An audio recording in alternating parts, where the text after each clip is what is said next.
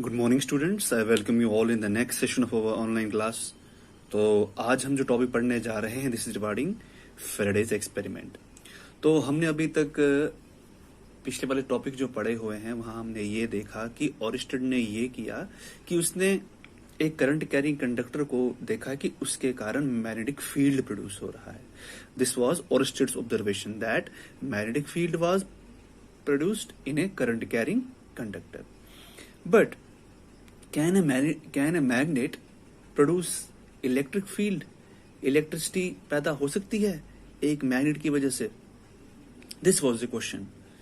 That means एक magnet की help से क्या हम इलेक्ट्रिसिटी पैदा कर सकते हैं? अभी तक हमने ये देखा कि एक current carrying conductor magnetic field को पैदा कर रहा था।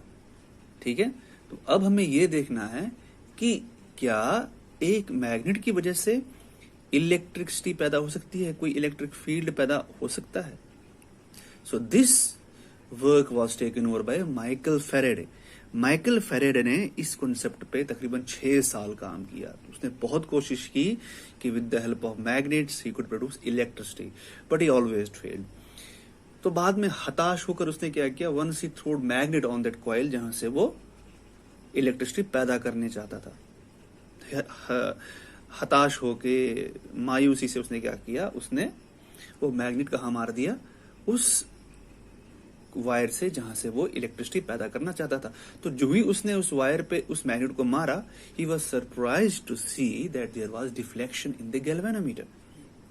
उसने देखा कि गैल्वेनोमीटर पे डिफ्लेक्शन होना शुरू हो गई। उसकी कोशिशें रंग लानी शुरू हो गई थी। तो उसने क्या किया, उसने ये देखा कि जब वो मैग्नेट को उस वायर के आसपास ले रहा है, so there was some movement in the there was some movement in the galvanometer. That means there was some current produced by the movement of the magnet. तो what he observed that जब वो magnet को उस coil की ओर ला रहा था तो उस टाइम डिफ्लेक्शन हो रही थी, बट जब वो मैग्नेट को लाते लाते रुक रहा था उस टाइम डिफ्लेक्शन नहीं हो रही थी। और जब वो मैग्नेट को वापस उस डायरेक्शन से ले रहा था जहां से उसने लाया था, तो उस वक्त डिफ्लेक्शन जो है वो अपोजिट डायरेक्शन में हो रही थी।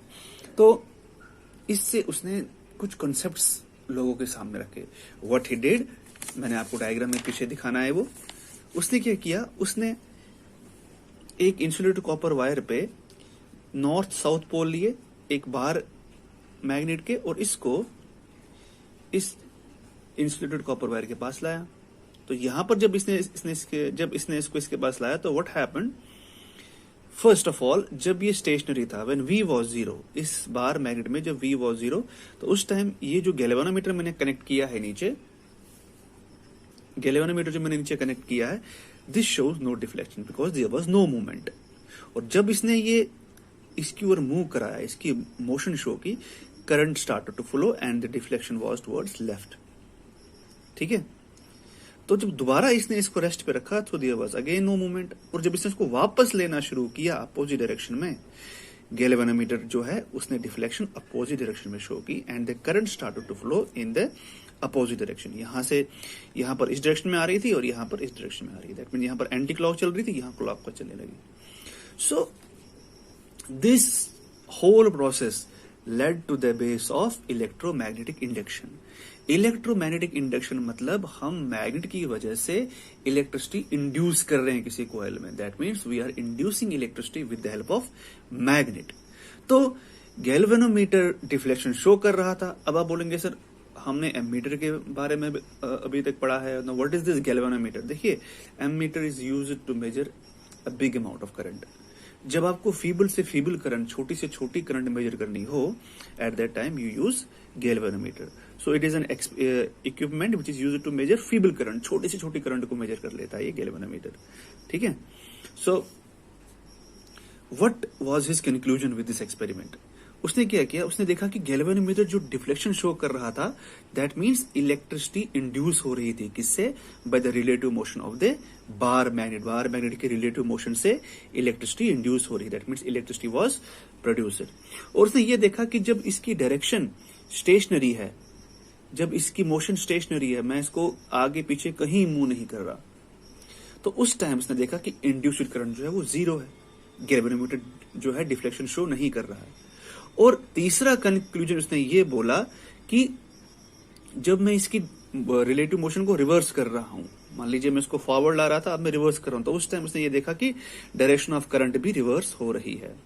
और साथ ही जितनी तेजी से इसको ये फॉरवर्ड और पीछे लेगा, उतनी ही तेजी से गैल्वेनोमीटर डिफ्लेक्शन शो करेगा। That means deflection increases in the galvanometer if the current needle if the ये bar magnet is move rapidly, तो उसमें क्या होगा, करंट इंक्रीज हो जाएगी और डिफ्लेक्शन जो है वो रैपिडली शो होनी शुरू हो जाएगी। So this was his conclusion. तो कंक्लूजन के बाद उसने लोगों को ये समझाया कि ये जो बार मैग्नेट इस कॉइल के आगे पीछे में रोटेट कर रहा हूं, इससे ही हम क्या पैदा कर रहे हैं, इंड्यूस्ड करंट पैदा कर रहे हैं। किसमें? कॉइल में। If it is kept stationary, there is no current produced in it. So and then second step was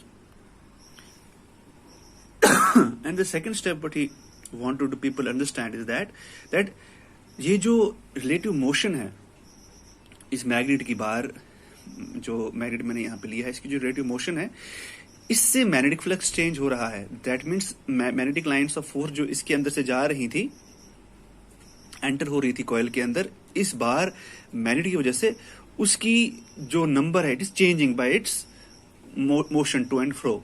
तो उससे क्या हो रहा है, चेंज मैग्नेटिक फ्लक्स। तो that magnetic flux gives rise to the induced current in the coil. इस magnetic flux के change होने से ही इस कॉइल में करंट पैदा हो रही है। अगर ये मैग्नेटिक फ्लक्स कांस्टेंट रहता है, चेंज नहीं होता है, there will be no current. और इसने ये बताया the magnitude of the induced current depends upon the rate of change of magnetic flux in the coil. Magnetic जो इसमें इंड्यूस्ड जो करंट चेंज हो रही है वो डिपेंड होगा किस पे, इस मैग्नेटिक फ्लक्स के चेंज होने पे। दैट मीन्स मैं कैसे इस कॉइल को आगे पीछे करूंगा, उसी वजह से ये जो इसमें करंट का अमाउंट है वो चेंज होगा। So this give the rise to electromagnetic induction. That means अगर हमें इलेक्ट्रोमैग्नेटिक इंडक्शन डिफाइन करना हो, हम ये कह सकते हैं it is a phenomena of generation of electric current in A circuit from magnetic effects. ठीक है, ये एक फिनोमेना है जनरेशन का, किसका, इलेक्ट्रिक करंट का, एक सर्किट में, किसकी वजह से, मैग्नेटिक इफेक्ट्स की वजह से। और ये कैसे होता है, by changing the magnetic flux linked with the coil.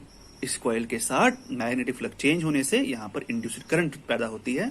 This is called electromagnetic induction. Hope आपको ये कॉन्सेप्ट समझ में आ गया होगा।